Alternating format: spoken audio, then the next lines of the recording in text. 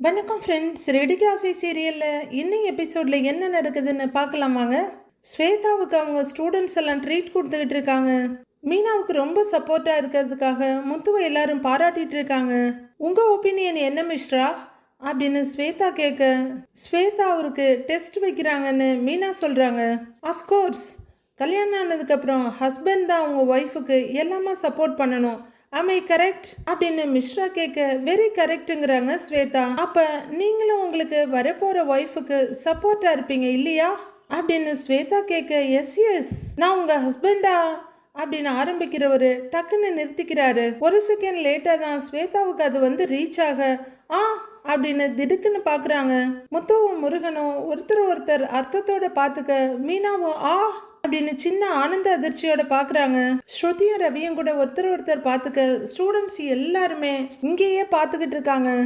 இல்லை ஐ மீன் எனக்கு வரப்போகிற ஒய்ஃப் டீச்சராக இருந்தா அவங்க காலேஜ் ப்ரொஃபஸர் ஆகிற அளவுக்கு நான் சப்போர்ட் பண்ணுவேன் அப்படின்னு மிஸ்ரா சொல்ல, நல்லா சமாளிக்கிறீங்க அப்படின்னு ஸ்வேதா சின்ன சிரிப்போட பார்க்குறாங்க. சார் நீங்கள் இதுக்கு ஸ்ட்ரைட்டாகவே சொல்லி இருக்கலாங்க சார் அப்படின்னு முத்து சொல்ல, அந்த இடமே ஒரே சிரிப்பலையால் நிரம்புது. மீனா நீங்கள் உட்காரு அப்படின்னு கூப்பிட மீனா முத்துக்கிட்ட வர்றாங்க.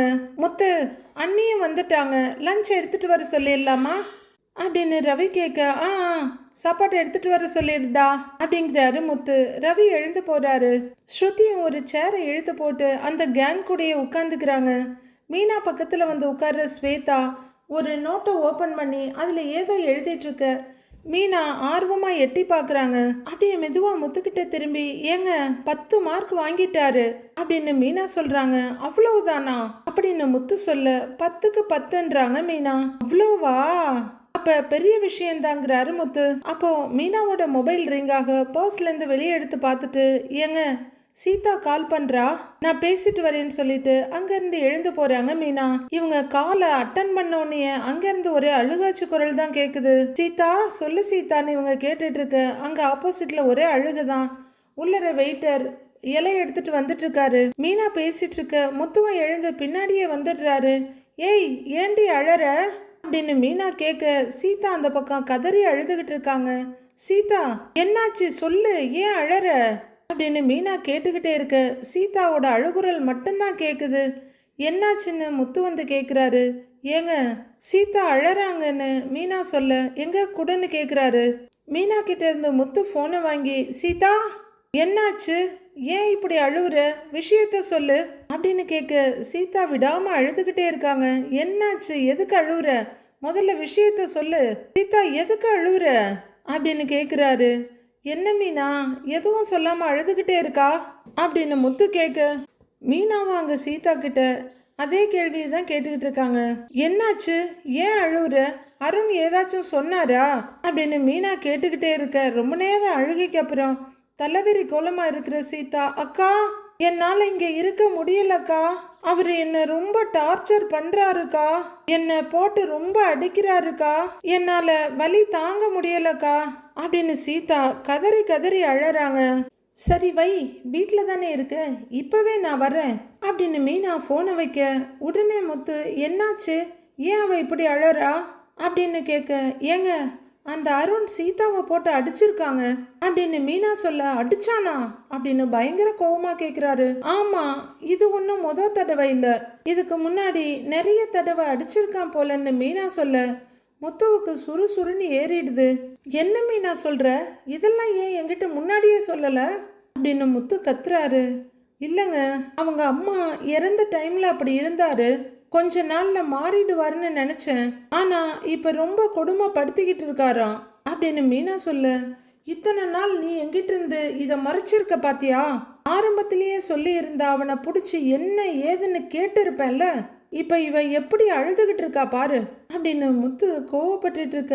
அருண் அந்த அளவுக்கு அவளை கஷ்டப்படுத்தி இருக்கான், இனிமே சும்மா விடக்கூடாது, நீங்க வாங்க அப்படின்னு மீனா கூப்பிடுறாங்க. உள்ள எல்லாருக்கும் இலை போட்டு பரிமாற ஆரம்பிச்சிருக்காங்க.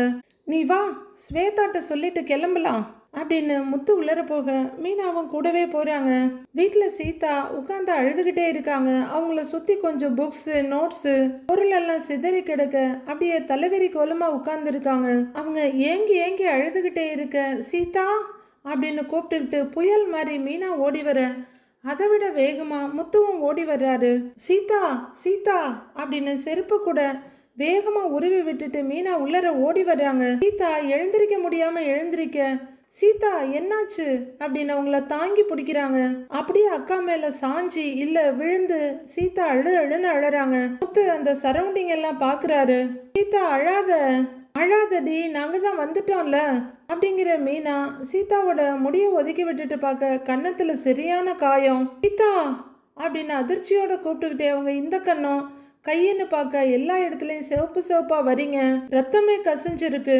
ஐயோ என்னடி இது, என்ன இப்படி போட்டு அடிச்சிருக்காரு அப்படின்னு மீனா பயங்கர அதிர்ச்சியோட கேட்க முத்து அப்படியே கொலை வெறியில நிக்கிறாரு. அவன் எல்லாம் மனுஷனா இல்ல மிருகமா? கட்டின பொண்டாட்டின்னு கூட பார்க்காம இப்படி அடிச்சிருக்கிறான், எங்க அவன் அப்படின்னு முத்து கத்த. வீட்டுல இல்ல மாமான்றாங்க சீதா. ஸ்டேஷன்ல தானே இருப்பான், இன்னைக்கு அவனை ஒரு கை பொழந்து அப்படின்னு முத்து திரும்ப ஏங்க ஏங்க இருங்க இருங்க அப்படின்னு மீனா சீதாவை விட்டுட்டு இங்கே வர்றாங்க. முத்து நின்று திரும்பி பார்க்குறாரு. அவசரப்படாதீங்க, அவர் போலீஸு, அந்த பவரை தான் காட்டுவாரு அப்படிங்கிற மீனா மறுபடியும் சீதா கிட்ட வர்றாங்க. சீதா என்ன நடந்துச்சு, எதுக்கு அடிச்சாருன்னு கேட்குறாங்க மீனா. காரணம்லாம் எதுக்கு மீனா கேட்டுக்கிட்டு, என்ன வேணா நடந்திருக்கட்டும், அதுக்காக பொம்பளை பிள்ளை மேலே இப்படி கை வைப்பானா அவன்? இப்படி பொண்ணுங்களை அடிக்க தான் அவன் போலீஸ் ஆனானாக்கும் அப்படின்னு முத்து பயங்கர கோவமும் வெறியுமா கத்திக்கிட்டு இருக்காரு. உன் அக்கா இப்பதான் சொன்னான் கொஞ்ச நாள் அவன் இப்படிதான் நடந்துக்கிறான்னு, அதை நீ என்கிட்ட சொல்லி இருக்க வேண்டியது தானே. எதிர்த்து கேட்க யாரும் இல்லைங்கிற தைரியத்துல தானே அவன் இப்படிலாம் பண்ணிக்கிட்டு இருக்கிறான் அப்படின்னு முத்து கத்திக்கிட்டு இருக்க சீதா அழுகை நிறுத்தாம கண்டினியூ பண்ணிட்டே இருக்காங்க. பாரு, போலீஸ் ஸ்டேஷன்ல கிரிமினல்ல போட்டு அடிக்கிற மாதிரி இப்படி அடிச்சு வச்சிருக்கான், இவ்வளவுதான் அவன் வீரம்லாம் அப்படின்னு முத்து கோமாவே பேசிட்டு இருக்க மீனா ஏங்கி தங்கச்சியை பார்த்துட்டு இருக்காங்க. சீதா அப்படின்னு மீனா கூப்பிட சீதான்னு முத்துவும் கூப்பிட நிமிந்து பார்க்குறாங்க. முதல்ல அழுவுறத நிறுத்து, நீ எதுக்கு இப்படி அடி வாங்கிட்டு உட்கார்ந்து இருக்கிற, உன் தைரியம்லாம் எங்க போச்சுன்றாரு முத்து. பதிலுக்கு நீ ஏதாவது எடுத்து அவன் மண்டையை புழக்க வேண்டியது தானே அப்படின்னு நல்ல ஐடியா கொடுத்துட்டு இருக்கிறாரு. ஏங்க இருங்கங்க அப்படிங்கிற மீனா சீதா முதல்ல என்ன நடந்ததுன்னு சொல்லு அப்படின்னு ரெண்டு கையையும் பிடிச்சிட்டு கேட்குறாங்க.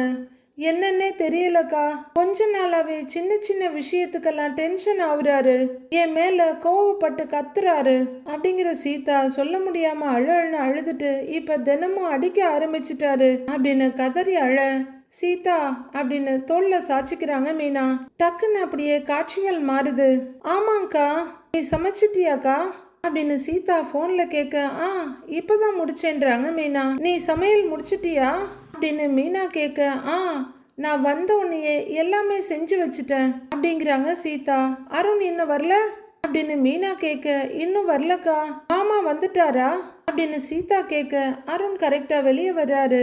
இன்னும் வரல, கொஞ்சம் லேட் ஆகுன்றாங்க மீனா அந்த பக்கம். பாவம் மாமா கடன் அடைக்க ரொம்ப கஷ்டப்படுறாருல அப்படின்னு சீதா கேட்க அருண் பின்னாடி நின்று இதை கேட்டுக்கிட்டு இருக்காரு.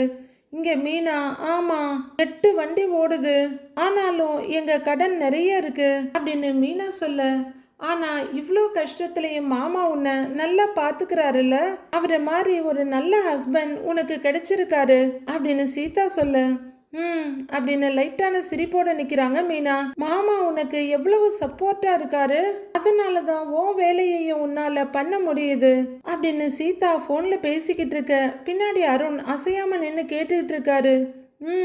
அப்படின்னு மீனா எதுவுமே பேசாம நின்றுகிட்டு இருக்க ஏதோ குறுகுறுப்பா இருக்க திரும்பி பாக்குறாங்க சீதா. அங்க அருண் நிக்கிறத பார்த்த உடனேயே சரிக்கா நான் அப்புறமா பேசுறேன்றாங்க. ஏன் ஏன் சீதா அப்படின்னு இங்க மீனா கேட்டுட்டு இருக்க அங்க சீதா காலை கட் பண்ணிடுறாங்க. ஏய் அப்படின்னு போன் எடுத்து பாக்குறாங்க மீனா.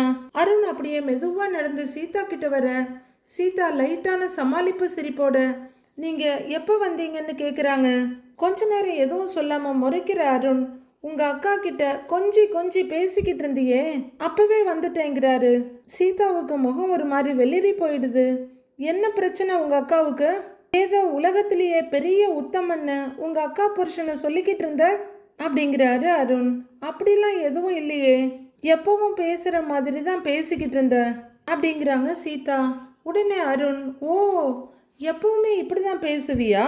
5 நிமிஷம் பேசி இருப்ப, அதுல 50 தடவை மாமா மாமான்னு அவனை பத்தி தான் பேசிக்கிட்டு இருந்த அப்படின்றாரு அருண். சும்மா இப்படிலாம் அசிங்கமா பேசாதீங்க, கேஷுவலா தான் பேசிக்கிட்டு இருந்தேன்றாங்க சீதா. அதையே நீங்க தப்பா எடுத்துக்கிறீங்க? உங்க புத்தி ஏன் இவ்வளவு கேவலமா இருக்கு? ச்சே அப்படின்னு சீதா அங்கேருந்து போறாங்க. போயிட்டு இருக்க சீதாவோட கைய எட்டி பிடிக்கிற அருண், என்னடி சொன்ன? ஏன் புத்தி கேவலமா இருக்கா? உன் மாமா ரொம்ப நல்லவனா தெரியறான்ல அப்படின்னு அருண் கேட்குறாரு.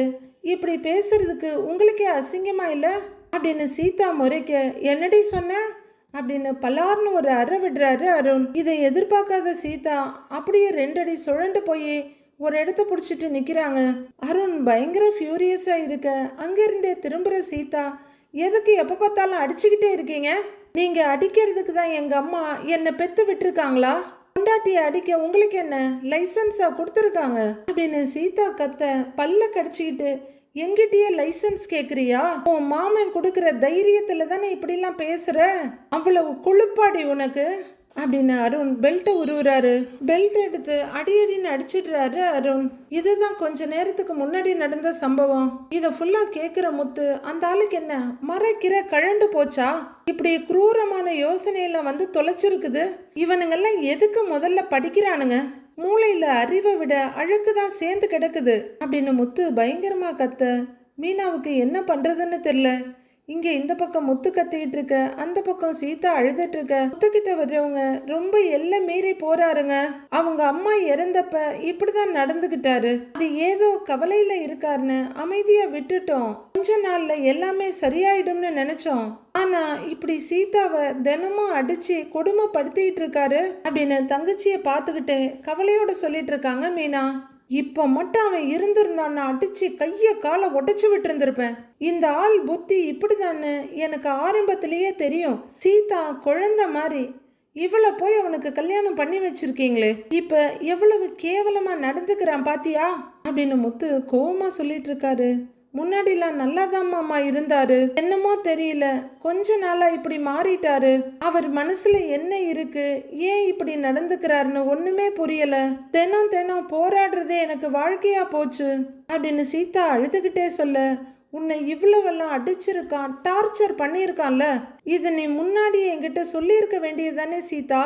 நீ சொல்லாம இருந்ததுனால தான் கேட்க யாரும் இல்லைன்னுட்டு அவன் திரும்ப திரும்ப இப்படியே பண்ணி இருக்கிறான் அப்படின்னு முத்து கோபத்தோட கத்த, சீதா விடாம அழுதுகிட்டே இருக்காங்க. சொன்னா நீங்க எல்லாரும் மனசு கஷ்டப்படுவீங்க, அதான் மாமா நான் சொல்லலன்றாங்க சீதா. அதுக்காக சொல்லாம மறைச்சி காலம் பூரா அடி வாங்கிக்கிட்டே இருப்பியா அப்படின்னு மீனா கேட்க, சீதா எதுவும் சொல்லாம அழுதுட்டு இருக்காங்க. மீனா, இதுக்கு மேல சீதா இங்க இருக்க வேண்டாம், சீதா நீ கிளம்பு போகலாங்கிறாரு முத்து. இல்ல மாமா அது வந்துன்றாங்க சீதா. நீ எதுவும் சொல்ல தேவையில்லை, நான் சொல்றத மட்டும் செய். அந்த ஆள் உன்னை அடிச்சு கொடுமைப்படுத்துவான், நான் வேடிக்கை பார்த்துக்கிட்டு இருக்கணுமா? இதுக்கு மேல நீ ஒரு நிமிஷம் கூட இங்க இருக்க வேண்டாம் சீதா. மீனா நீ போய் சீதாவோட ட்ரெஸ் எல்லாம் எடுத்துக்கிட்டு வா போ அப்படின்னு முத்து சொல்ல, மீனா தயங்கிக்கிட்டே சீதாவை பாக்குறாங்க.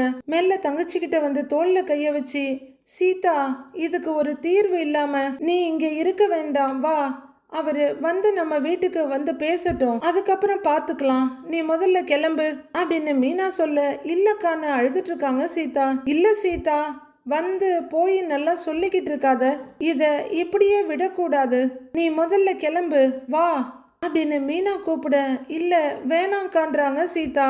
அம்மாவுக்கு தெரிஞ்சா மனசு கஷ்டப்படுவாங்கன்னு சீதா சொல்ல, அதுக்காக வாழ்க்கை முழுக்க அடி வாங்கிட்டு இங்கே இப்படியே உட்கார்ந்துருக்க போறியா அப்படின்னு மீனாவும் கோவமாகிடுறாங்க. சீதா உன்னை இந்த நிலைமையில இங்க விட்டுட்டு போனா நாங்க அருணை விட கொடூரமானவங்களாயிடுவோம் அப்படிங்கிறாரு முத்து. சீதா, அருண் திருந்தி உன் கூட ஒழுங்கா வாழ்வாருன்னு தான் நாங்க பொறுமையா இருந்தோம், ஆனா இந்த அளவுக்கு கீழ்த்தரமா இறங்கிட்டாரு. உனக்கு இங்க பாதுகாப்பு இல்ல, நானே போய் உன் ட்ரெஸ்ஸை எடுத்துட்டு வரேன், நீ கிளம்பு அப்படின்னு மீனா சேலை முந்தானியை எடுத்து சொருவிட்டு உள்ளர போறாங்க. சீதா அங்கேயே நின்று அழுதுகிட்டே இருக்க, சீதா அந்த ஆளே வந்து செஞ்ச தப்ப உணர்ந்து உன்கிட்ட மன்னிப்பு கேட்கணும், முழுசா மாறணும், அதுக்கப்புறம் நீ அவன் கூட வாழ்றத பத்தி யோசிச்சுக்கலாம், இங்க இருக்க வேண்டாம் அப்படின்னு முத்து சொல்லிட்டு இருக்க, மீனா போன வேகத்துல பேக் பண்ணி எடுத்துட்டு வெளியே வர்றாங்க. சீதா கிளம்பு, அவர் மாறுவார்னு நீ பொறுத்துக்கிட்டே இருந்தா உன் பொறுமையெல்லாம் அவருக்கு தெரியாது. உனக்கே இதெல்லாம் பழகிடுச்சுன்னு உன்னைய மனுஷியா கூட மதிக்க மாட்டாரு.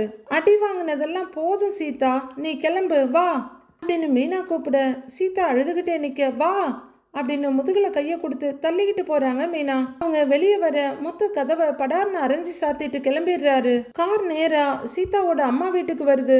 மீனா முன்னாடியில இருந்து இறங்கி வர்றாங்க. முத்துவன் இறங்கி வந்து கார் கதவை திறக்க சீதா அப்படியே அழுதுகிட்டே உட்கார்ந்து இருக்காங்க.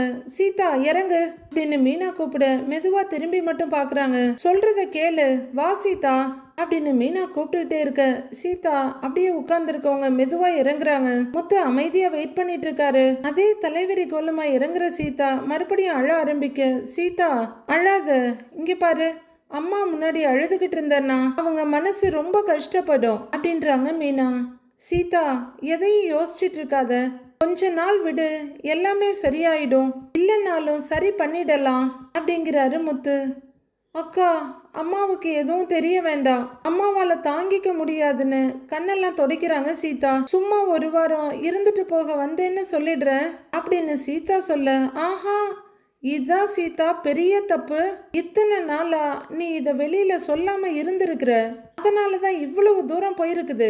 அத்தைக்கும் எல்லாமே தெரியணும், நாளைக்கு முன்னாடி அவங்களுக்கு தெரிஞ்சதுன்னா ரொம்ப வருத்தப்படுவாங்கல்ல. பாத்துக்கலாம் சீதா, வா கூட்டு வா மீனா அப்படின்னு சொல்லிட்டு பேக் எடுத்துட்டு முத்து முன்னாடி நடக்க சீதா வா போலாம் அப்படின்னு மெதுவா கையை பிடிச்சு கூட்டிகிட்டு வர்றாங்க மீனா. கிச்சன்ல இருந்து சத்யா வெளியே வர அங்க சேர்ல உட்கார்ந்துருந்த ரேகா சத்யா அப்படின்னு கூப்பிட ஆன்னு நிற்கிறாரு. என்னோட ரெஸ்யூமை ரெடி பண்ணியிருக்கேன், கரெக்டாக இருக்கான்னு பாரு அப்படின்னு மொபைலை நீட்ட. இப்போ எதுக்கு நீயும் வேலைக்கு போகணும்னு சொல்கிற? நெக்ஸ்ட் வீக் தான் எனக்கு வேலை கிடைச்சிரும்னு சொல்கிறேன்ல அப்படிங்கிறாரு சத்யா. அதுக்கு இல்லை சத்யா, என்னாலையும் சும்மா இருக்க முடியாதுல்ல, நானும் படிச்சிருக்கேன், எனக்குன்னு ஒரு வேலையை தேடிக்கிறேன் அப்படிங்கிறாங்க ரேகா. எப்படியும் நான் சொன்னா நீ கேட்க மாட்டேங்கிறாரு சத்யா. அப்படி ஹஸ்பண்ட் பேச்ச கேட்காத ஒய்ஃப் எல்லாம் நான் இல்லப்பா. சரி உனக்கு பிடிக்கலன்னா நான் போகல அப்படின்னு ரேகா சொல்ல ஏய் ஒய்ஃபுக்கு பிடிச்சதை செய்யக்கூடாதுன்னு சொல்ற ஹஸ்பண்டும் நான் இல்ல அப்படின்னு சத்யா சிரிக்க ரேகாவும் சிரிப்போட நிக்கிறாங்க. அப்போ முத்து பேக்கோட சத்யான்னு கூப்பிட்டுக்கிட்டு உள்ளர வர்றாரு. வாங்க மாமா வாங்கக்கா அப்படிங்கிற சத்யா கிச்சன் பக்கம் திரும்பி அம்மா மாமாவும் அக்காவும் வந்திருக்காங்க அப்படின்னு சொல்ல வாங்கண்ணா வாங்க அப்படின்னு ரேகாவும் கூப்பிட்டுட்டு இருக்காங்க. உள்ள இருந்து வேகமா வர சந்திரா வாங்க மாப்பிள்ள. மீனா வா மீனா அப்படின்னு முந்தானையில கையை தொடச்சிட்டு இருக்காங்க. என்ன மாமா வெளியூர் போறீங்களா இல்ல வெளியூர் சவாரி எதுவும் போறீங்களா, அக்காவை விட்டுட்டு போலான்னு வந்தீங்களா அப்படின்னு சத்யா அடுக்கடுக்கா கேட்டுட்டு இருக்காரு.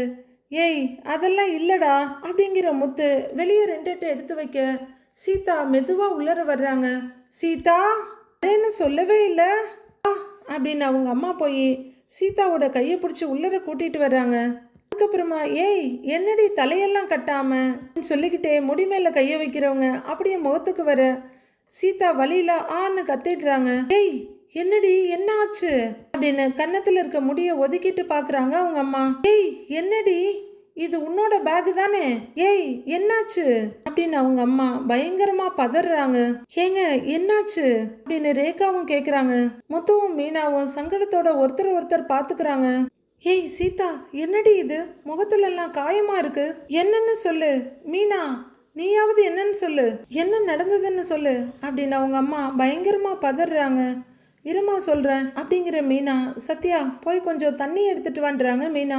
உடனே ரேகா கிச்சனுக்கு போய் ஒரு செம்புல தண்ணி எடுத்துட்டு வர மீனாவை அவங்க அம்மா சீதா 3 பேரும் அந்த ரூம்குள்ள வர்றாங்க. 3 பேரும் ரூம்குள்ள வந்துட்டு யாருக்குமே தெரியாத ரகசியம் மாதிரி மீனா உடனே கதவை சாத்துறாங்க. ஏய் என்னடி ஆச்சு, சீதாவுக்கு என்ன ஆச்சு, ஏன் இப்படி இருக்கிறா அப்படின்னு மீனா கிட்ட கேட்க மீனாவும் தயங்கிட்டு நிக்கிறாங்க. உடனே மகளோட கையை பிடிச்சி உலுக்கி ஏய் என்னாச்சு எதுக்கு அழற அப்படின்னு சந்திரா கேட்க அம்மா இதெல்லாம் அந்த அருண் பண்ணின வேலைதாம்மா அப்படின்னு மீனா சொல்ல சீதாவோட கையை விட்டுட்டு அப்படியே ஸ்லோ மோஷன்ல திரும்புறாங்க அவங்க அம்மா. சீதா விசும்பிக்கிட்டே இருக்க என்ன சொல்ற நீன்னு அதிர்ச்சியோட கேக்குறாங்க. அருண் தான் சீதாவை இப்படி அடிச்சிருக்காரு அப்படின்னு மீனா சொல்ல மறுபடியும் சீதா பக்கம் திரும்பி முகத்தெல்லாம் பாக்குறாங்க. அடிச்சாரா அப்படின்னு கேட்டுக்கிட்டே கையெல்லாம் எடுத்து பாக்குறாங்க. ஐயோ சீதா, ஏய் ஏன் மாப்பிள்ளை இப்படி பண்ணினாரு அப்படின்னு அவங்க அம்மா பதட்டத்தோட பார்க்க, அம்மா இது ஒன்றும் புதுசா நடக்கலம்மா, ரொம்ப நாளா நடந்துகிட்டு தான் இருக்கு. இத்தனை நாளா இவன் நம்ம கிட்ட சொல்லாம இருந்திருக்கிறா அப்படின்னு மீனா சொல்ல அவங்க அம்மா பயங்கர அதிர்ச்சியோட பாக்குறாங்க. ஏய் சீதா, என்னடி மீனா என்னென்னமா சொல்றா? அவரு உன்னை கொடுமைப்படுத்தினாரா? ஏய் சொல்லுடி, ஏய் இங்க பாரு அப்படின்னு அவங்க அம்மா கையை பிடிச்சிட்டு ஆடைய நிமித்தி கேட்டுக்கிட்டே இருக்க. ஆமாம்மா, அவரோட அம்மா இறந்ததுல இருந்து அவரோட நடவடிக்கையே மாறி போச்சு அப்படின்னு சீதா கதறி அழுதுகிட்டு இருக்கிறாங்க. ஏய் அப்படின்னு அவங்க அம்மா கூப்பிட்டுட்டு இருக்க. அதுக்கப்புறம் எதுக்கு எடுத்தாலும் என் மேல கோவப்பட்டுக்கிட்டே இருக்காரு, கோவப்பட்டு அடிக்க ஆரம்பிச்சுட்டாருமா அப்படிங்கிற சீதா கொஞ்சம் முன்னாடி நடந்ததையும் சொல்றாங்க. எதுக்கு எப்ப பார்த்தாலும் அடிச்சுட்டே இருக்கீங்கன்னு சீதா கேட்க, அவ்வளவு கொழுப்பாடி உனக்கு அப்படின்னு பெல்ட் எடுத்து அடிச்சது வரைக்கும் சீதா சொல்றாங்க. அடுத்து முத்து கதவை திறந்துக்கிட்டு உள்ளர வர்றாரு. ஒரு போலீஸ்காரரா இருந்துக்கிட்டு இப்படி பண்ணியிருக்காரே அப்படின்னு மீனாவோட அம்மாவும் கண்ணீர் விடுறாங்க. ஆள் கேரக்டர் அப்படி இருக்கும்போது போலீஸா இருந்தா என்ன, எப்படி இருந்தா என்ன அத்தை? நீங்க அழாதீங்க சீதா, இந்தா தண்ணிய குடி அப்படின்னு ஒரு டம்ளரை நீட்டுறாரு முத்து. குடி சீதான்றாங்க மீனாவும். சீதாவும் தண்ணியை வாங்கி குடிக்க அவங்க அம்மா கண்ணீரோட நிக்கிறாங்க. இவர் மேல இருக்க கோவத்தை சீதா மேல காமிச்சிருக்காருமா, இவரை பத்தி பேசுனதுக்கு கோவப்பட்டு திட்டி அடிச்சிருக்காரு அப்படிங்கிறாங்க மீனா. என்னடி இது, அவர் ரொம்ப நல்லவர்னு நினைச்சேன், இவ்வளவு தரம் தாழ்ந்து போவார்னு நான் நினைச்சு கூட பார்க்கல அப்படின்னு சீதாவோட தலையை தடவி கொடுத்துட்டு இருக்காங்க அவங்க அம்மா. அப்படியே அவனெல்லாம் கையை காலை உடைச்சிருக்கணும். இந்த விஷயத்துல அவசரப்படக்கூடாதுன்னு விட்டுட்டேன். நம்ம வீட்டு பொண்ணோட லைஃப் சம்பந்தப்பட்ட விஷயம் பொறுமையா ஹேண்டில் பண்ணணும்னு தான் அமைதியா விட்டுட்டேன் அப்படிங்கிறாரு முத்து. இவளை காதலிச்சு இவ தான் வேணும்னு கல்யாணம் பண்ணிக்கிட்டாரு, எதுக்கு இப்படி பண்றாரு அப்படின்னு மீனாவோட அம்மா கேட்க, அத்தை அவனுக்கு சீதா மேலெல்லாம் கோவம் இல்லை, என் மேல இருக்க காண்டு அதான் அங்க காட்டிக்கிட்டு இருக்கிறான் அப்படின்னு முத்து சொல்ல அவங்க அம்மா மூக்கு உறிஞ்சிக்கிட்டு, மீனா என்னடி இது, என் பொண்ணை இப்படி அடிச்சு கொடுமைப்படுத்துவான்னு நான் கட்டி வச்சேன், இப்படி பண்ணியிருக்காரு பாரு, என் மனசே கேட்கலடி, உங்க யாரையுமே சின்ன வயசுல இருந்து நான் கூட கையை ஓங்குனதில்ல அப்படின்னு அவங்க அம்மா சொல்ல சீதா விடாம அழுதுகிட்டே இருக்க மீனா பரிதாபமா பார்த்துட்டு நிக்கிறாங்க. அத்தை நீங்க அழுகாதீங்க அத்தை, அடுத்து என்ன பண்றதுன்னு பார்க்கலாங்கிறாரு முத்து. அழுகையோட முத்துவை பார்த்துட்டு, சீதா நீ ஏண்டி என்கிட்ட கூட ஒரு வார்த்தை கூட சொல்லல, உன்னை நல்லா பாத்துக்கிறாருன்னு என்கிட்ட பொய் வேற சொல்லி இருக்கல்ல அப்படின்னு அவங்க அம்மா அழுதுகிட்டே கேட்க, சொல்லி நான் உன்னையும் கஷ்டப்படுத்தணுமாமா, எல்லாம் என் தலை விதி, நானா தேடிக்கிட்ட லைஃப் தானே அப்படின்னு சீதா அழுதுகிட்டே இருக்க. சீதா அப்படிலாம் யோசிச்சுட்டு இருக்காத, சொல்லிட்டேன், நீ கொஞ்ச நாளைக்கு எல்லாத்தையும் மறந்துட்டு அம்மா கூடவே இரு, எல்லாம் சரியாயிடும் அப்படிங்கிற முத்து முதல்ல அவளை கூட்டிட்டு போய் சாப்பாடு கொடுன்றாரு மீனா கிட்ட. வா அழாத சீதா, வான்னு வெளியே கூட்டிட்டு வர. அங்க சத்யாவும் ரேகாவும் ஒரு பக்கம் நின்றுட்டு இருக்காங்க. வெளியே கூட்டிட்டு வர, அக்கா அக்கான்றாரு சத்யா. டேய் ஒன்றும் இல்லடா, நீ சும்மா இருடா அப்படின்னு சீதாவை கூட்டிட்டு வர்றாங்க மீனா. அக்கா அப்படின்னு மறுபடியும் சத்யா கூப்பிட, இருடா நான் உனக்கு அப்புறம் சொல்றேன்டா அப்படிங்கிற மீனா உட்காரு சீதான்னு சேர்ல உட்கார வைக்கிறாங்க. அடுத்ததா சந்திரா வர, பின்னாடியே வர்ற முத்து, அத்தை நீங்க அழுகாதீங்க அத்தை, இந்த நேரத்துல நீங்க தான் சீதாவுக்கு ஆறுதல் சொல்லணும் அப்படிங்கிறாரு முத்து. சந்திரா ரொம்ப அழுதுட்டு இருக்காங்க. என் மனசு கேட்கல மாப்பிள்ள அப்படின்னு அழுகியோட மகளை பார்க்க, அத்தை புரியுது, அவளே ரொம்ப நொந்து போய் வந்திருக்கா, அவளுக்கு எதையும் ஞாபகப்படுத்த வேண்டாம், ஆறுதலா 4 வார்த்தை பேசுங்க அப்படின்னு முத்து சொல்ல சத்யாவும் ரேகாவும் எதுவும் புரியாம எல்லாரையும் மாறி மாறி பாக்குறாங்க. சரிங்க மாப்பிள்ள புரியுதுன்னு சொல்லிக்கிட்டு சந்திரா மகக்கிட்ட வர்றாங்க. அம்மா என்ன நடக்குது, ஏன் இவ இப்படி இருக்கா, அருண் மாமா ஏதாவது சண்டை போட்டாரான்னு சத்யா கேக்குறாரு. சத்யாவோட கைய ஏன்னு பிடிச்சி இழுக்கிற முத்து, எல்லாத்தையும் அப்புறமா பேசிக்கலாம்டா, சீதா கொஞ்ச நாள் இங்க இருக்கட்டும் அப்படிங்கிற முத்து ரேகாவையும் சத்யாவையும் பார்த்துட்டு, உங்களுக்கு எதுவும் பிரச்சனை இல்லையேன்னு கேக்குறாரு. மாமா சீதா இங்க இருக்கிறதுல எனக்கு என்ன மாமா பிரச்சனை அப்படின்னு சத்யா சொல்ல ரேகா முத்துவையே பார்த்துட்டு நிக்கிறாங்க. ஆனா என்ன விஷயம்னு சொன்னீங்கன்னா அப்படின்னு சத்யா கேட்க, சொல்றேன்டா இரு அப்படிங்கிற முத்து சீதான்னு கூப்பிடுறாரு. சீதா மெதுவா தலையை நீட்டி பார்க்க, நீ தேவையில்லாம எதையும் யோசிச்சுட்டு இருக்காத, அப்புறம் அருண் ஃபோன் பண்ணான்னா எடுக்காத, திரும்ப கூப்பிடவும் செய்யாத, புரியுதா அப்படின்னு முத்து கேட்க, சரிங்க மாமா அப்படின்னு தலையாட்டுறாங்க சீதா. சீதா இரு சாப்பாடு எடுத்துட்டு வர அப்படின்னு மீனா கிச்சன் பக்கமா போக, எனக்கு எதுவும் வேணாங்கான்றாங்க சீதா. சீதா எந்த பிரச்சனையா இருந்தாலும் சாப்பிடாம இருக்கக்கூடாது, புரியுதா? நீ போய் எடுத்துட்டு வா மீனா அப்படின்னு முத்து வாசப்படிக்கிட்ட போய் நிக்க, ரேகா ஏதோ யோசனையா அப்படியே திரும்பி 2 எடுத்து வச்சுட்டு நிக்கிறாங்க. கனகா அவங்க வீட்டில் ஒரு பாட்டை ஓட விட்டுட்டு ஏதோ அவங்களுக்கு முடிஞ்ச அளவுக்கு டான்ஸ் ஆடிக்கிட்டு இருக்காங்க. அப்போ மனோஜ் அங்கே வர்றவர் வாசல்லையே நின்று பார்க்குறாரு. அடுத்து கனகா டான்ஸ் ஆடுறத பார்த்துக்கிட்டே உள்ளர வர, மனசோ இப்போ தந்தி அடிக்குதுன்னு பாட்டு ஓடிட்டு இருக்கு. அவர் உள்ளர வந்து நிற்க, கனகாவும் அவரை பார்த்துட்டு டான்ஸை நிறுத்திட்டு, ஏய் ஹஸ்பண்ட் வா வா வான்னு இழுக்கிறாங்க கையை பிடிச்சி. ஏய் ஏய் எங்க கூப்பிடுற அப்படின்னு மனோஜ் கேட்க, வரேன்னு சொல்லிட்டு வரவே மாட்டேங்கிற பாத்தியா அப்படின்னு கனகா கேட்டுட்டு இருக்க, அவங்க மெய்டு அங்க வர்றாங்க. இவங்க அம்மா இல்லையா அப்படின்னு மனோஜ் கேட்க, அம்மா கடைக்கு போயிருக்காங்க, இப்போ வந்துருவாங்க கொஞ்ச நேரத்துல, இருங்க ஐயா நான் போய் காஃபி எடுத்துட்டு வந்துடுறேன் அப்படின்னு மெய்டு உள்ளர போறாங்க. ஹஸ்பண்ட் நீ வா அப்படின்னு கனகா கையை பிடிச்சி இழுக்க, கனகா இரு இரு இரு இருன்னு சொல்ல, வா நம்ம டான்ஸ் ஆடலாம் அப்படின்னு ரொம்ப கையை வேகமா இழுக்கிறாங்க. இரு இரு கனகா, எனக்கு டைம் ஆகிடும், நான் உங்க அம்மா கிட்ட போன்ல பேசுறேன், அதை சொல்லிடுறியா? நீ ஞாபகமா சொல்லிடுவியா? சொல்லிடு, நான் கிளம்புறேன், நான் வர்றேன் அப்படின்னு மனோஜ் வேகமா அங்க இருந்து திரும்ப, கனகா பிடிச்சிருந்த கையை படார்னு இழுக்க, அவரு சுருண்டு அவங்க பக்கத்துல வந்து நின்னுடுறாரு. நீ போகாத, வா டான்ஸ் ஆடலாம் வா அப்படின்னு பிடிச்சி இழுக்க, பதற மனோஜ், ஐயோ டான்ஸா அப்படின்னு கேட்க, ஆமா நான் எல்லாரையுமே கேட்டுட்டேன், யாருமே என் கூட டான்ஸ் ஆட வரமாட்டேங்கிறாங்க, நாம ஆடலாம் வா அப்படின்னு கனகா அவர் கையை பிடிச்சி இழுக்க, ஆஹா அதெல்லாம் வேண்டாம் அப்படின்னு மனோஜ் சொல்ல, அவரோட விரலை வெடுக்கு வெடுக்குன்னு முறிச்சுக்கிட்டே, வா எனக்கு வேணும் டான்ஸ் ஆடலாம் வா அப்படின்னு கையை விடாம இழுக்கிறாங்க. கனகா இப்ப வேண்டாம், இன்னொரு நாள் ஆடலாம் அப்படின்னு மனோஜ் சொல்ல, ஹா அப்படின்னு தலையாட்டுறவங்க, சரி ஆனா இப்பவும் ஆடணும், வா எனக்கு டான்ஸ் ஆடணும் போல இருக்கு, அதுவும் உன் கூட டான்ஸ் ஆடணும் போல இருக்கு, நீ வா அப்படின்னு கையை விடாம பிடிச்சிருக்காங்க. ஐயோ மாட்டிக்கிட்டேனே அப்படின்னு யோசிக்கிற மனோஜ், இப்படி பண்ணலாம், நீ டான்ஸ் ஆடு நான் உட்காந்து பாக்குறேன் அப்படின்னு சொல்லிட்டு அவரு நைஸா உட்காரலான்னு போக, ஆஹா அப்படின்னு பிடிச்சி ஒரு இழு இழுக்க, மனோஜ் அப்படியே விழாத குறையா குனிஞ்சி தரையை தொட்டு நிமிர்றாரு. அவ்வளவுதான், கனகா கோவம் ஆயிடுறாங்க. டான்ஸ் ஆடுன்னு சொல்றேன்ல ஆடு அப்படின்னு அவங்க மிரட்ட, மனோஜ் அப்படியே மிரண்டு போயிடுறாரு. அப்படியே பயத்தோட சுத்தி முத்தி பாக்குறாரு. சூப்பர் மனோஜ், இப்பதான் உங்களை பார்க்க ரொம்ப நல்லா இருக்கு, சுத்தி வேற யாரும் இல்ல, ஹெல்ப் பண்றதுக்கு எந்த வழியும் இல்ல, அவ்வளவுதான் மாட்டிக்கிட்டோன்னு அப்படியே நைஸா ஆட ஆரம்பிக்கிறாரு.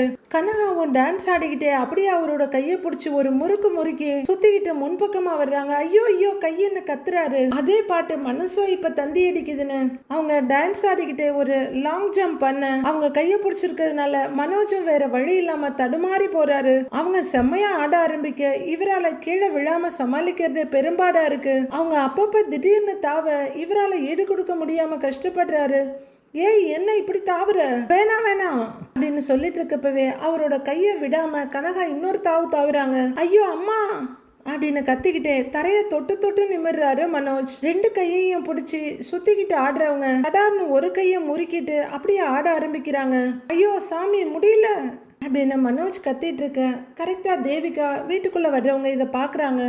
2 பேரும் டான்ஸ் ஆடிட்டு இருக்கதை பார்த்து சந்தோஷமா சிரிக்கிறாங்க. உள்ளர வர்றவங்க, வாங்க மாப்பிள்ள முன்னாடியே வந்துட்டீங்களா அப்படின்னு கேட்க, கனகா அவரை பேசக்கூட விடாம நிக்க கூட விடாம இழுத்து டான்ஸ் ஆடிக்கிட்டே இருக்காங்க. மனோஜால பதில் சொல்ல கூட முடியல. ஏன் நிறுத்திட்ட, நீ ஆடு ஆடு அப்படின்னு அவரோட கையை பிடிச்சி முறுக்கிட்டே இருக்காங்க கனகா. கனகா போதும், அவர் டயர்டா இருப்பாரு அப்படின்னு தேவிகா சொல்றாங்க.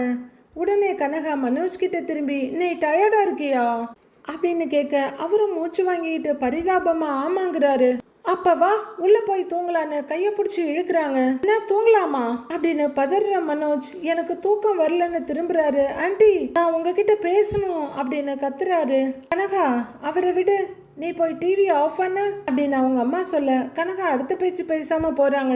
ஐயோ சாமி தப்பிச்சேண்டான்னு பாக்குறாரு மனோஜ். மாப்பிள்ள இன்னைக்கு காலையில இருந்து ஆடிக்கிட்டே இருக்கா, கூட ஆடவான்னு என்னையும் கூப்பிடுறா, நான் எப்படி ஆடுறது, அதான் நீங்க வந்ததும் உங்களை ஆட சொல்றா, பாத்தீங்களா அவள அப்படின்னு பெருமையும் சந்தோஷமா சிரிக்கிறாங்க தேவிகா. டிவி ஆஃப் பண்ணிட்டு வந்த கனகா ஒரு கையால் அவரோட கையை கோத்து பிடிச்சிக்கிட்டு இன்னொரு கையால் அவரோட நுனி கையை பிடிச்சிக்கிட்டு இந்த பக்கம் ஆட்டிகிட்டே இருக்காங்க.